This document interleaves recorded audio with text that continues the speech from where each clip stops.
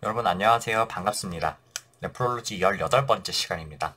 저번 시간에 콩팥 토리 질환 총론 다뤘죠? 이번 시간은 강론 들어가겠습니다. 여기 목록에 있는 것들 이제 하나씩 다룰 건데요. 여기 나오는 것들 사실 뭐 증상은 좀 비슷비슷해요. 그래서 이 증상으로 이것저것을 감별하기는 조금 어렵고 이제 역학적 특성, 리스크 팩터, 그리고 병리 슬라이드 이런 거를 보고 좀 답을 찍을 수밖에 없어가지고 좀 외울 게 많아요. 그래서 USMLE 보실 분들은 이거 정말 세세한 것까지 다 외우셔야 되는데 국시에는 그 정도까지는 아니니까 제가 어떤 것들을 외우실지 잘 찝어볼게요. 오늘은 네프로틱 신드롬에 해당하는 질환들 MCD, MGN, FSGS 이렇게 세 개를 보도록 하겠습니다. 자, 그럼 미니멀 체인지 디지즈부터 시작합시다. 우리말로는 미세변화병 아니면 최소변화 콩팥병증 이렇게 변하게 되죠. 그래서 이거 내과에는 빠져있고 소아과 참고해라 이렇게 돼 있는데 그 이유가 이 병은 소아에 훨씬 흔하기 때문에 그래요. 네, 뭐 그렇다고 이제 제가 소아과를 내과까지밖에 안 할 거니까 이거 이제 그냥 하도록 할게요. 그래서 소아의 1차성 신증후군의 가장 흔한 원인이다 이렇게 돼 있고 전체 MCD 환자 중에 80%는 6세 이하다 이렇게 돼 있고 특히 픽 에이지가 2에서 3세 굉장히 어린 나이에 걸리는 거죠. 한 10대 정도만 돼도 이미 잘생기진 않고요. 나이가 뭐 한 중학생, 고등학생 이쯤 됐는데 네프로틱 신드롬이 갑자기 생겼다. 그러면은 사실은 아직 테크니컬이 소화기는 하지만 그래도 MCD보다는 이제 MGN을 조금 더 의심해야 된다. 이렇게 되어 있습니다. 만약에 네프로틱 신드롬 문제, 헤비 프로틴유리아가 있고 다리가 많이 부어 있고 하이포알부미네미아, 하이퍼리피데미아 이런 게 있는데 유치원생 이하의 나이를 줬다. 그렇다면 시험 문제에서든 임상에서든 일단 MCD를 의심하고 치료를 바로 시작하게 됩니다. 그렇다면 성인에서는 어떤가? 성인의 글로메룰라 디지즈는 MCD보다는 MGN이 조금 더 흔합니다. 그런데 전체적에서 한 20% 정도는 MCD이기 때문에 성인이라고 해서 MCD를 바로 배제할 수는 없어요. 그래서 만약에 그 성인인데 여러 가지 피처들이 이제 네프로틱 신드롬이지만은 MGN보다는 MCD인 것 같다. 그렇다면은 너무 고민하지 마시고 MCD를 확신한다면은 찍으셔도 괜찮아요. 저 증상은 전신이 붓고요, 당연히. 그 다음에 굉장히 피로해합니다. 이런 증상이 있는데 이제 자세히 꼭지꼬지 물어보면은 요즘에 소변이 많이 나왔는데 소변이 그 약간 거품이 많이 나오더라. 뭐 이런 얘기를 하는 거죠. 그래서 검사를 해보면 highly selective albuminuria, 즉 단백뇨가 나오는데 그 중에 대부분이 알부민만 나온다는 겁니다. 그래서 MCD는 굉장히 알부민만, MGN은 이제 여전히 알부민이 많기는 하지만 조금 다른 것 같이 섞여 나오는 이런 식으로 알부미누리아 쪽으로 많이 나오고요. 그에 비해서 FSGS나 MPGN 이런 질환은 non-selective proteinuria인 경향이 조금 더 강합니다. 그 다음에 이렇게 이상하게 나오는 것도 있지만 정상으로 나오는 것도 있어요. 첫 번째, 마이크로스코픽 헤마추리아는 나올 수도 있습니다. 그렇지만 대체로 소변 검사 결과 자체는 블렌드해요. 그러니까 WBC나 RBC가 섞여 있지 않다는 뜻이에요. 그리고 보체도 정상입니다. 혈액 검사에서. 그리고 뻔이나 크레아티닌이 막 그렇게 올라가고 하지는 않아요. 애가 막 붓고 하니까 뻔, 크레아티닌 이런 것도 볼 거고 그 다음에 글로메룰러 디지즈에서 감별 위해서 하는 랩은 뭐 혈뇨 검사 당연히 볼 거고 그다음에 보체 검사 이런 것도 하는 거거든요. 근데 MCD에서는 그렇게 다 정상이라는 거. 혈압은 올라갈 수도 있고 떨어질 수도 있습니다. 책에는 올라간다 이렇게 돼 있는데 뭐 PSGN 같은 거는 보통 혈압 높게 줘요. 뭐 140, 150 이렇게 주는데요. 이 MCD는 Effective Circulatory Volume이 떨어져요. 그래서 혈압이 떨어질 수도 있고 아니면 볼륨 오버로드랑 RAAS 활성화되면서 조금 올라갈 수도 있고 뭐 그렇습니다. 그 다음에 또 중요한 임상 양상으로 Acute Hypovolemic Crisis라는 게 있는데 이거 조금 더 뒤에 자세하게 설명드리도록 할게요. 자, 그러면은 MCD를 어떻게 진단하게 되느냐? 사실은 MCD는 임상적으로 진단을 하게 되는데 그러기 전에 그렇다 하더라도 제가 이제 병리 소견 한번 말씀을 드릴게요. MCD의 병리 소견은 정상하고 거의 비슷하게 나온다. 이게 가장 중요한 특징입니다. 그래서 이름이 이렇게 붙은 거예요. 바이옵시를 했을 때 변화가 거의 없는 것처럼 보인다. 뭐 이게 사실은 그 아주 자세하게 보면은 정상이랑은 조금 다르다고 하는데 어쨌든 그 변화가 미미하기 때문에 이름이 Minimal Change Disease인 거예요. 요게 이름이 이래서 환자도 그냥 별 증상 없겠거니 이렇게 생각하실 수가 있는데 환자가 겪는 증상은 전혀 미니멀하지 않죠. 그래서 만약에 다른 질환을 의심해서 바이옵시를 했는데 그럼에도 불구하고 바이옵시가 정상이다. 그렇다면은 임상상이 조금 다르더라도 이건 MCD겠구나 이렇게 진단을 할 수가 있겠어요. 그런데 광학현미경이 아니라 전자현미경으로 보면은 여기도 차이가 조금 생겨요. 요거 기억해 두세요. 포도사이트 풋 프로세스들이 서로 들러붙어 있다. 퓨전이 되어 있다. 제가 저번 시간에 포도사이트 사진 보여드렸죠. 여기 보시면 이제 포도사이트 이렇게 밖에 있으면은 거기 진의 발처럼 조그맣게 따다다다다닥 뭘 뻗어가지고 글로메룰러스를 쭉 덮고 있고, 근데 거기 사이에 빈틈이 있어요. 거기를 슬릭 다이어프램이라는 얇은 막 같은 게 다시 채우고 있다 이렇게 말씀을 드렸어요. 그래서 노멀 글로메룰러스는요, 여기 이렇게 두껍게 돼 있는 게 글로메룰러 베이스먼트 멤브레인이고, 여기 안쪽에 들러붙어 있는 거는 엔도텔리움이고, 이 바깥쪽에 있는 게 그 포도사이트인데, 여기 보시면 이제 포도사이트가 발이 이렇게 나와 있고, 그 사이에 빈 공간들이 있어야 된다는 거죠. 근데 미니멀 체인지 디지스가 되면은 이 푸드 프로세스들이 푹 퍼져가지고 서로 쫙 다 들러붙은 것 같은 그런 모양을 하고 있다. 이게 뭔가 손상이 생겼구나 이런 뜻이 되겠습니다. 그래서 이 엔도셀리움, 그 다음에 글로메룰러 베이스먼트 멤브레인, 포도사이트의 푸드 프로세스, 이 세 가지로 구성되어 있는 글로메룰러 필터레이션 배리어는 네거티브 차지를 띠고 있어서 단백질 같은 게 좀 빠지지 않게 그렇게 되어야 되는데, 이 미니멀 체인지 디지즈에는 그게 손상이 되어 있어요. 그래서 단백질만 굉장히 많이 빠지는 게 특징이 되겠습니다. 요 디스크립션, 포도사이트 푸드 프로세스의 퓨전, 요거를 좀 기억해 두시면 좋을 것 같아요.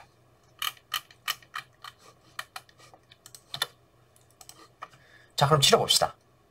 소아 환자는 한 30%, 40%는 자연 치유가 되는데 성인에서는 치료를 안 하고 자연적으로 치료되는 경우는 잘 없다 그래요.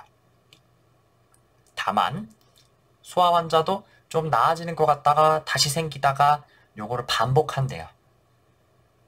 그래도 다행히도 대체로 신기능 예후는 양호한 편이라고 합니다. 그리고 요렇게 재발하더라도 10대 후반 정도 되면은 많은 경우에 재발과 후유증 없이 완전히 회복되고 이제 다시 재발하지 않는다 이렇게 돼 있다고 해요. 치료는 신증후군의 대증치료. 저번 시간에 했었죠. ACE 인히비터, ARBs 이런 걸로 혈압을 조절해주고, 합병증을 조절하기 위해서 염분 조절, loop diuretics, 스타틴, 항응고 치료 이런 거를 해줘야 된다. 이런 게 기본인데 사실 MCD의 치료로 이게 잘 나오는 건 아니고요. 요 다음이 중요해요.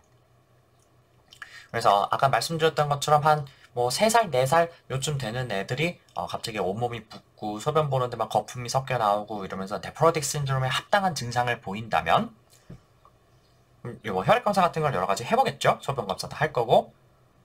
근데 그 다음에 그럼 MCD를 확진하기 위해서 바이옵시를 해야 하느냐? 면 그렇지 않다는 거예요. 소아의 네프로틱 신드롬은 MCD가 거의 한 70%, 80% 이상을 차지하고, 그 다음에 이 소아한테 이 바이옵시를 하는 게 굉장히 힘든 그런 과정이기 때문에, 아주 어린 애들이잖아요. 그래서 확진 없이 일단 스테로이드 치료를 하는 겁니다. 왜냐? 다시 말씀드리지만 대부분 MCD고 MCD는 스테로이드 반응이 좋기 때문에 일단 스테로이드 치료를 시작을 해보고 반응이 좋으면 역시 MCD였구나 이렇게 확진을 하게 되겠습니다. 그래서 만약 4주 이상 스테로이드 치료를 했는데도 단백뇨가 지속될 등 반응이 별로 좋지 않다. 그러면 그때는 바이옵시를 해가지고 다른 질환을 감별을 해야 된다. 이렇게 되어 있는 거죠. 성인에서도 역시 스테로이드 치료를 해요. 그렇지만 반응이 조금 떨어지는 편이고요. 그다음에 약을 끊으면 재발이 잘 된다고 그래요. 소아에서는 바이옵시 없이 바로 치료한다. 성인에서는 바이옵시를 하고 확진을 한 다음에 치료를 시작한다. 그렇지만 성인은 소아에 비해서 예후가 좋지 않다. 만약 스테로이드로 치료가 되지 않으면은 사이클로스포린이나 사이클로포스파마이드 같은 사이토톡식 에이전트, 그러니까 이제 이뮤노서프레선트죠. 이런 것들을 사용할 수 있다고 하는데요. 그렇지만 요거까지는 나오지 않으니까 그냥 그런갑다 하시면 되겠어요.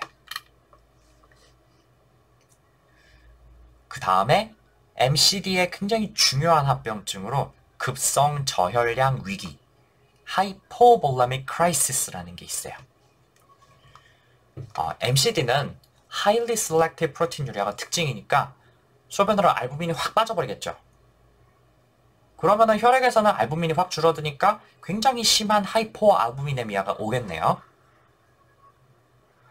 그러면 이게 이 환자가 혈관 안에 물을 잘 붙들고 있을 수 있을까요? 없을까요? 안 되겠죠. 혈액을 혈관 안에 붙잡고 있는 힘인 온코틱 프레셔가 없어져 버리잖아요. 그게 단백질에서 많이 오는데. 그래서 수분이 혈관에서 간질로 인터시스템으로 쭉 빠져버립니다.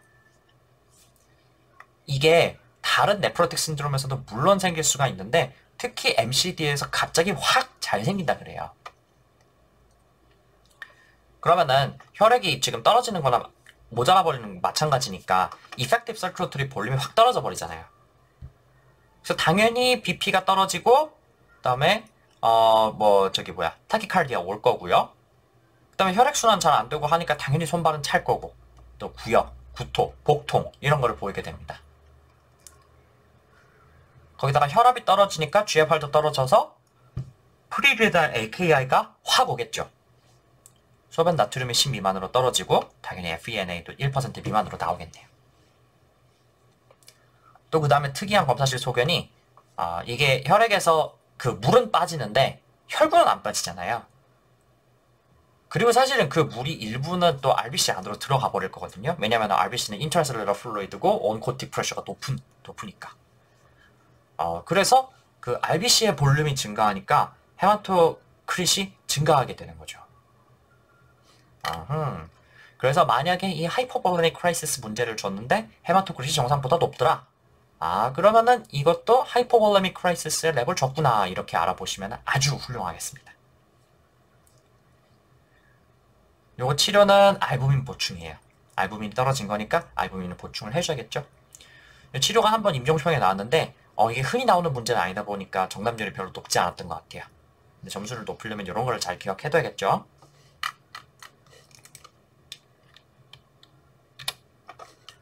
다음은 MGN, Membranous Glomerulonephritis 또는 Membranous Nephropathy라고도 하고요.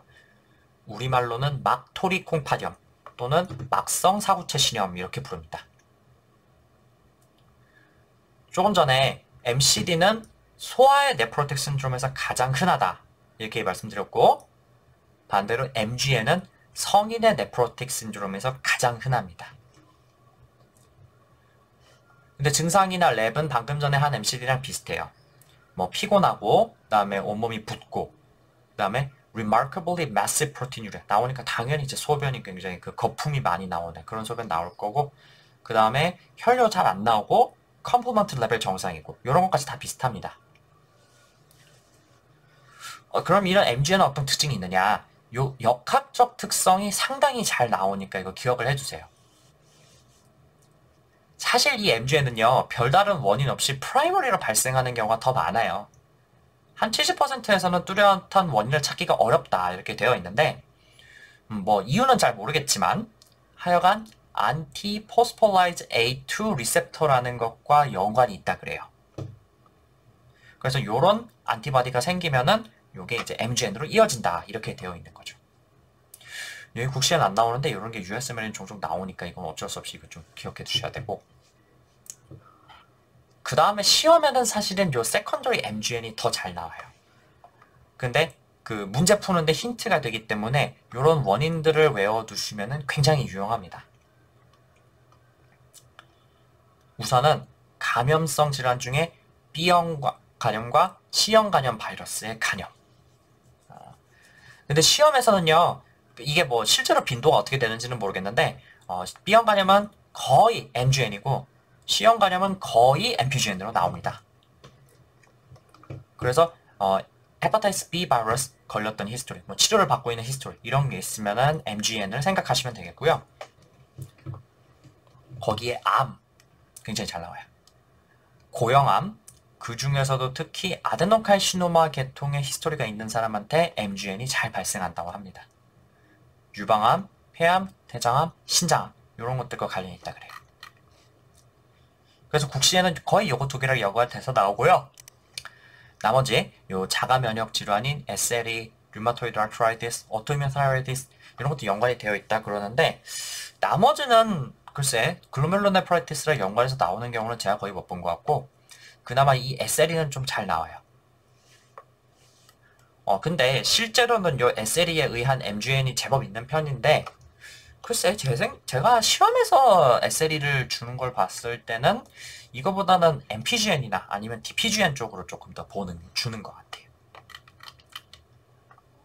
어쨌든 이런 게 가능하다는 거 기억해 두시면 좋고 그 다음에 약물로는 골드 계열 약물, 페니실라민, 엔사스 사용력과 연관이 있다 이렇게 되어 있는데 사실 뭐 요 골드나 페니실라민 이런 거 잘 쓰는 약이 아니기 때문에 국시에는 나온 적이 없고요. USMLE 스텝 1을 보시다 보면 이런 게 좀 그 모의고사 문제 같은 거에 풀다 보면 나오는 편입니다. 이 엔사스는 많이 쓰니까 좀 기억해 두시는 게 좋겠네요. 만성 통증이 있어가지고 계속 아날제식스를 복용하는 사람인데 갑자기 이제 그런 문제가 생겨가지고 왔다. 그러면은 MGN을 한번 생각을 해볼 필요가 있겠네요.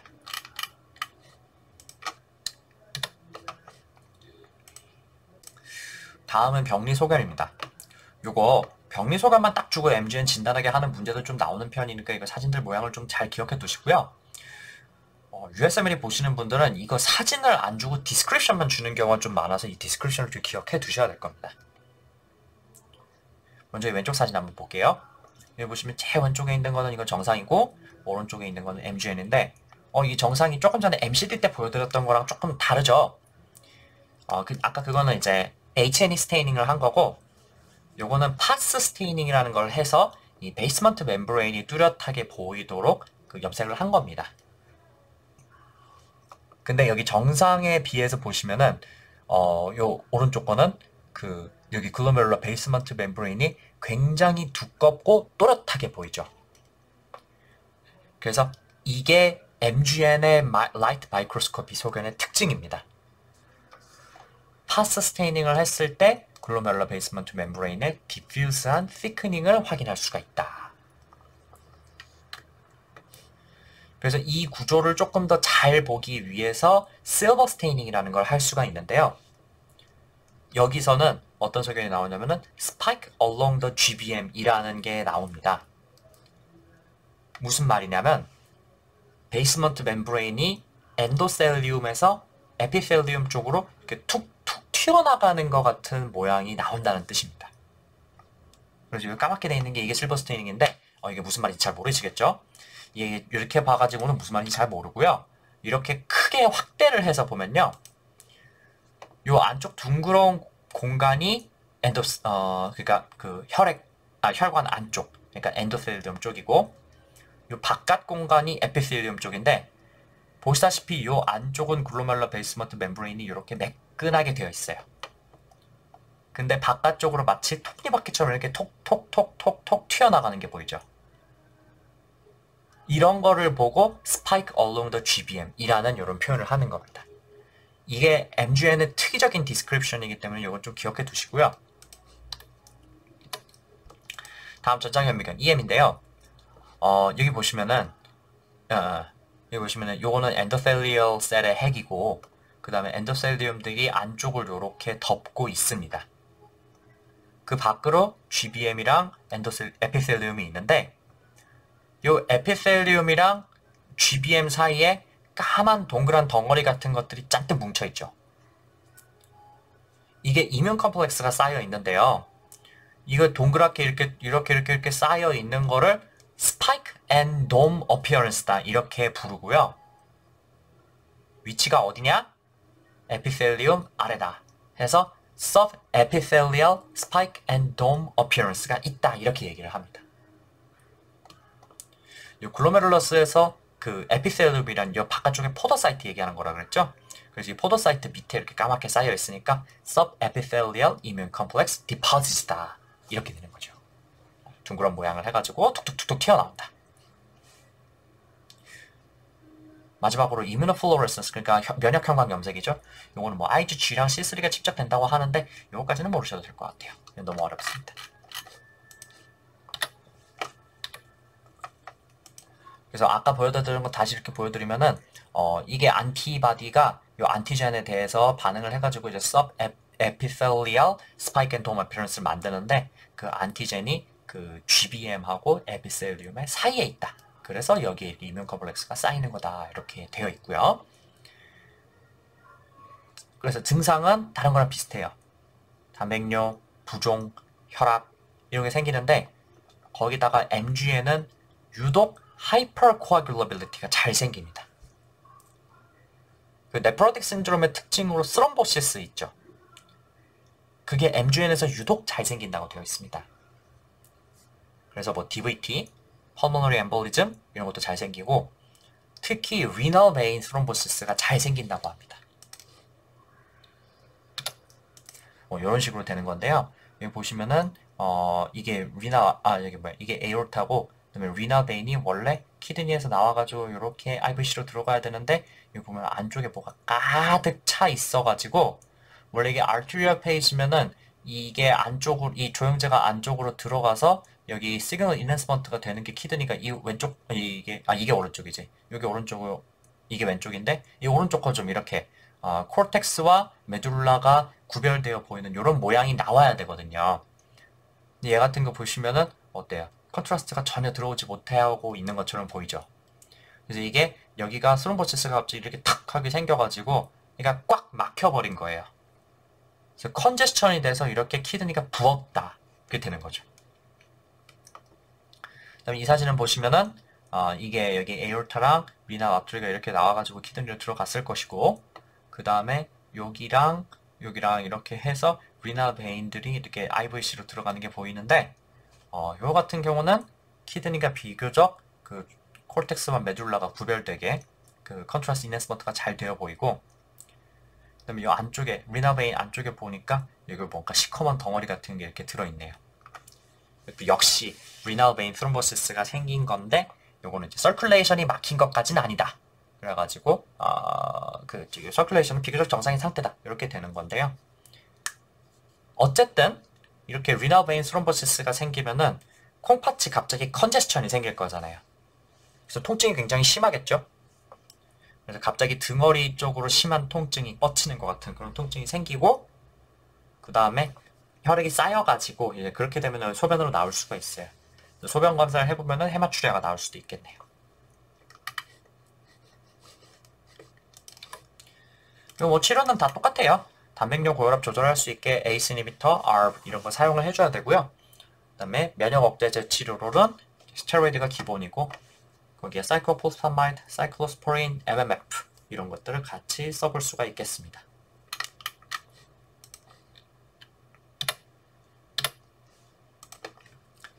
다음은 FSGS, Focal Segmental Glomerulosclerosis, 국소 조각 토리 굳음증 또는 국소 분절 사구체 경화증 이렇게 번역을 합니다. 역시 이것도 프라이머리하게 생길 수도 있는데 이게 2차성 원인들이 시험에 굉장히 잘 나오기 때문에 이것들을 좀 기억을 해두셔야겠습니다. 국시에서는 이 중에 하이퍼텐션 정도가 나와요. 오랫동안 치료되지 않은 고혈압이 있었다. 그러면은 글로메룰러 디지즈로는 FSGS를 생각을 할 수가 있겠죠. 물론 이게 FSGS랑 감별해야 되는 게 하이퍼텐시브 네프로스클레로시스도 의심을 할 수가 있어요. 근데 FSGS와 하이퍼텐시브 네프로스클레로시스는 단백뇨로 구별할 수 있다 이렇게 말씀을 드렸죠. FSGS는 네프로틱 신드롬에 들어가니까 헤비 프로틴 유리아 나오고 그 다음에 그 하이퍼텐시브 스클레로시스는 거의 블렌드한 깨끗한 그런 소변 검사 결과가 나온다 이렇게 되는 거고. 그래서 그 외에도 여러 가지 것들이 있는데 이 USMLE 보시는 분들은 이게 정말 잘 나오기 때문에 이걸 좀 기억을 해두세요. 우선은 HIV와 헤로인 어뷰스와 관련이 있습니다.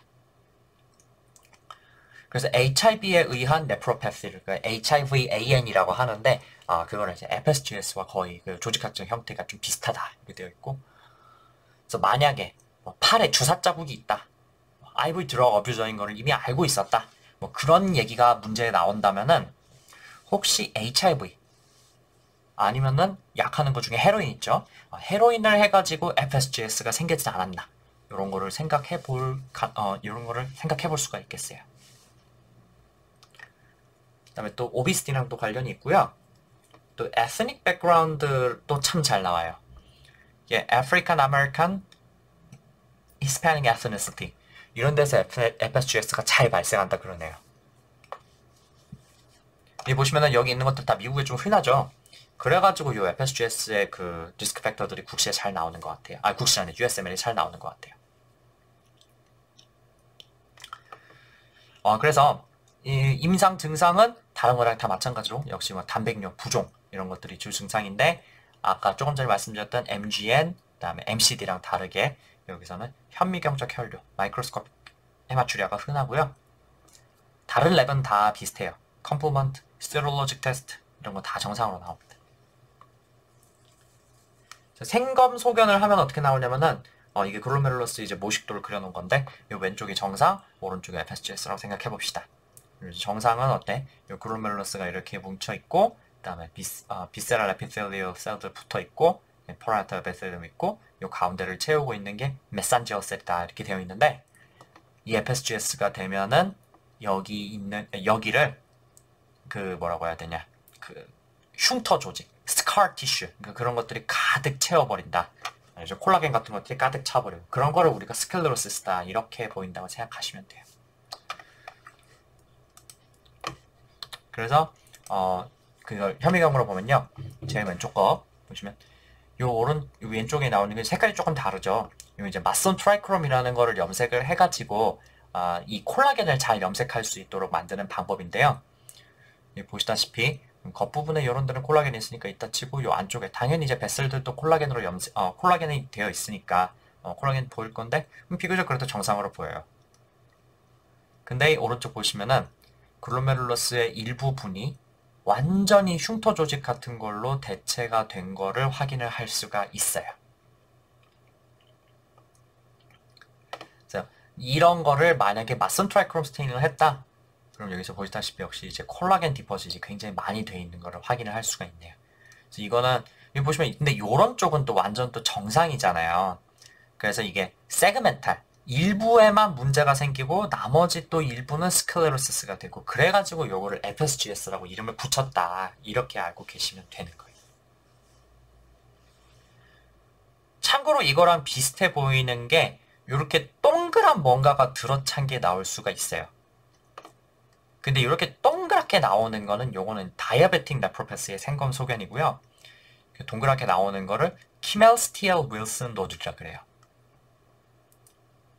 지금 이렇게 동그랗게 정말 덩어리가 나오는 거는 당뇨고, 부분 이렇게 흉터처럼 생긴 것처럼 변해 보이는 거는 FSGS니까 이 차이를 잘 한번 봐두세요.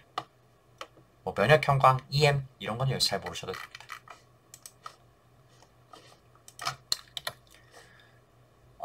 이게 치료는 딴 거랑 비슷해요.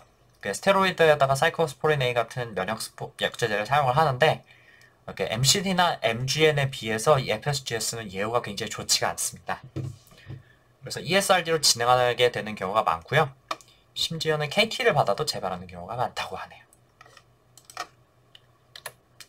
이 다음 페이지에 넣어놓은 거는 이 HIV Associated Nephropathy, HIVAN이라고 하는데, 여기 아까 이제 FSGS랑 비슷하게 바이옵시 결과가 나온다 그랬죠.